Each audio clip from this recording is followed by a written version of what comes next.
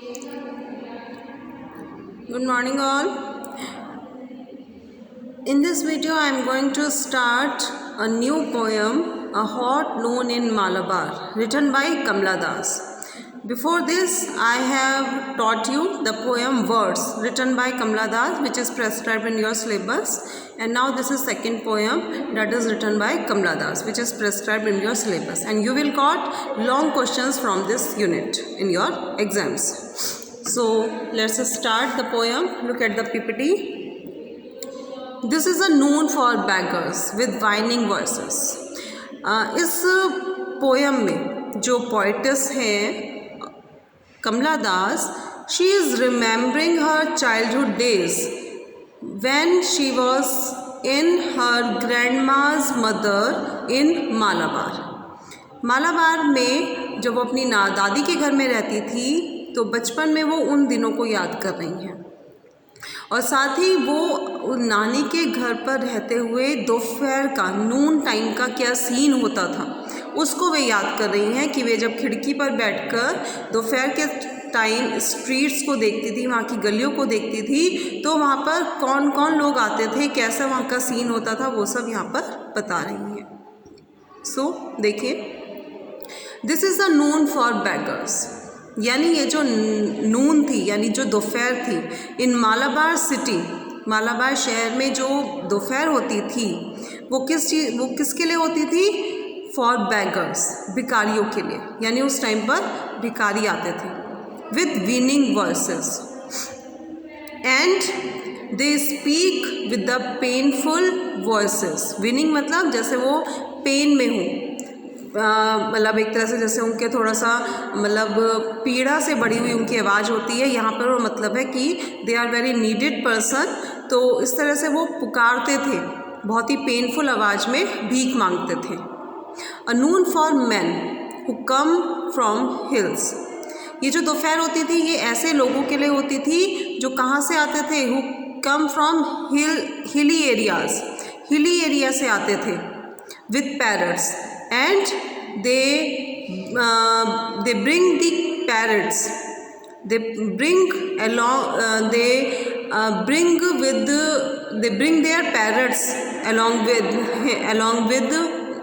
their bags, कुछ भी कह सकते हैं आप, in a cage, and the parrots were in a cage.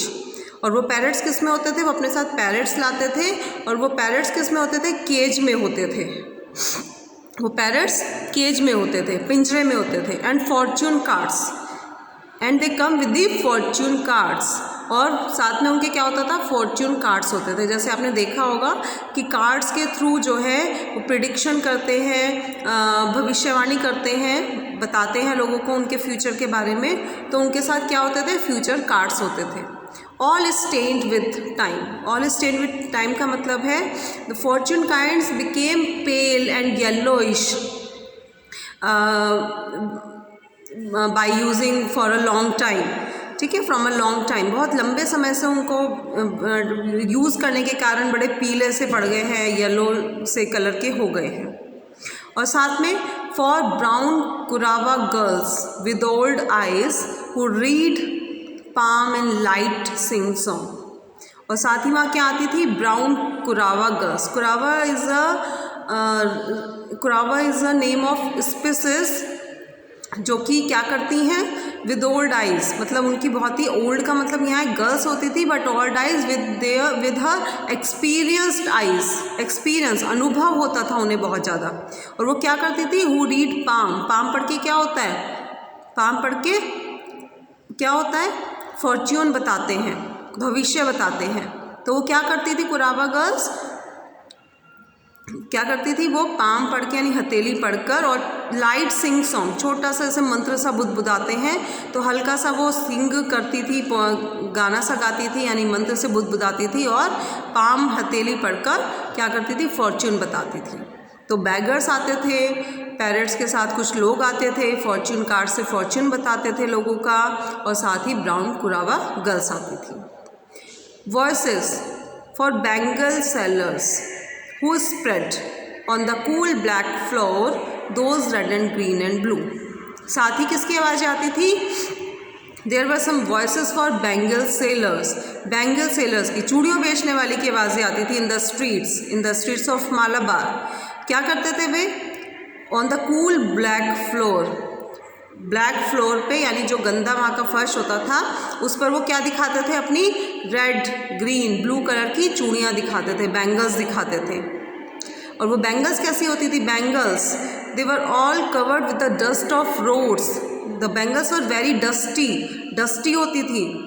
क्या होता था? क्योंकि उन पर क्या है, धूल बैठ जाती थी, कहाँ की? रोड्स की धूल बैठ जाती थी, तो वो पूरा धूल से कवर्ड होती थी। Miles grow crack on the heels so that when they clambered upon our porch the noise was grating. Miles,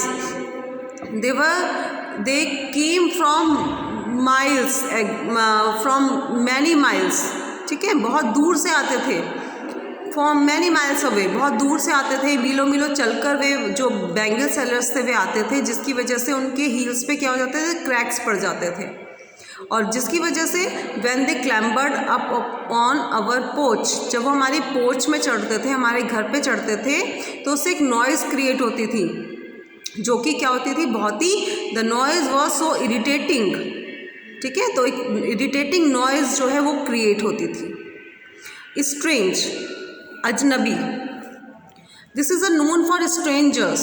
अब उसमें क्या, कुछ अजनबी लोग भी होते थे, जैसे बैगर्स की बात हुई, कुछ पैरट्स को लेकर लोग आते थे उनकी बात हुई, बैंगल सेलर्स की बात हुई, लेकिन कुछ स्ट्रेंजर्स भी थे जो पता नहीं था कौन है। Who part the window drapers, यानी वो क्या करते थे? They try to look in the window behind the window curtains, जो कि देखने की कोशिश करते थे विंडो के पीछे से, विंडो झाँकते थे घर में। देयर हॉट आइज़, क्योंकि बाहर बहुत गर्मी है, तो विद देयर हॉट आइज़, तो अपने गर्म आँखों से, क्योंकि बाहर गर्मी है तो गर्म आँखों से वो झाँकने की कोशिश करते थे। Brimming with the sun, not seeing a thing in, brimming with the sun का मतलब है यहाँ पर उनकी जो आइज़ थी वो सन से क्या हो रही थी? जल रही होती थी, मतलब वो परेशान हो रही होती थी उनकी आँखें, क्योंकि बाहर बहुत गर्मी है, सन है, तो उसकी वजह से उनकी आँखें बहुत परेशान रहती थी। not seeing a thing in, and they were not able to see in the room because there was a darkness in the room, और वो बाहर से अंदर नहीं देख पाते थे। क्यों नहीं देख पाते थे? क्योंकि अंदर कमरे में अंधेरा था, बाहर रोशनी थी। अगर आप दिन में अगर देखेंगे, आप खिड़की से किसी रूम में झांकने की कोशिश करोगे बाहर से, तो क्या होता है? आप देख नहीं पाते, क्योंकि बाहर रोशनी होती है और अंदर अंधेरा होता है।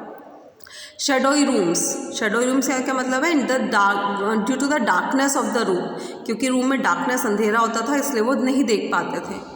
And turn away, and now they turn away and look so yearningly at the brick layered well, और क्योंकि वे प्यासे होते थे, उन्हें प्यास लग रही होती थी, तो वे क्या करते थे? दे turned and looked at the well, कुएं की तरफ देखते थे, विद ग्रेट ईगरनेस। अर्निंगली का मतलब है ईगरनेस, उत्सुकता से, मतलब प्यास लगी होती थी तो वो उत्सुकता से पानी पीना चाहते थे और कुएं की तरफ देखते थे। This is a known for stranger with mistrust. There were some strangers in the street who were suspicious person, कुछ ऐसे लोग भी होते थे मिसट्रस्ट, सस्पिशियस, उन पर देख के उनको संदेह होता था, चोर लुटेरे तो नहीं है, डाकू तो नहीं है। In their eyes dark silent ones who rarely speaks, क्योंकि क्या होता था? उनकी आंखें जो है कैसी होती थी?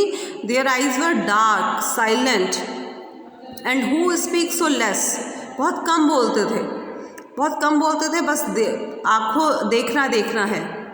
At all so that when they speak their voices run wild, and when they spoke, जब वे बोलते थे तो their voices were very wild, they were very uncivilized, their voices were like the jungle voices, उनकी voices क्या थी? जैसे जंगलियों की आवाज़ें आती हैं, जंगल में जिस तरह की आवाज़ें आती हैं, तो जब वे बोलते थे तो ये पता चलता था कि they were very uncivilized. Yes, this is a known for wild men. There were some uncivilized person whose thought were so whose thinking were so uncivilized, उनकी थिंकिंग भी अनसिविलाइज थी. whose passions were uncivilized, उनका प्यार करना मतलब वे पूरी तरह से जंगली लगते थे. to be here far away is torture. अब वो now she is speaking about the present time. अब वो बात कर रही है to be here, यहाँ पे रहना, यानी अब यहाँ पर रहना. Actually in this poem she is comparing her present time with the past time, with her childhood time. अपने बचपन का टाइम जो है वो प्रेजेंट टाइम से कंपेयर कर रही है. तो वो कह रही है टू बी हियर यानी यहाँ रहना. The present time is like a torture for her, उनके लिए एक टॉर्चर है, यानी she is missing her childhood days. Wild feet stirring up the dust this hot Noon.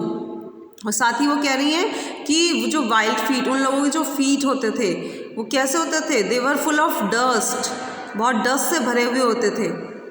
This hot noon at my home in Malabar and I so far. ये यहाँ पे थोड़ा सा कट गया है, यहाँ पे आपकी लास्ट लाइन है this hot noon at my home in Malabar and I so far away.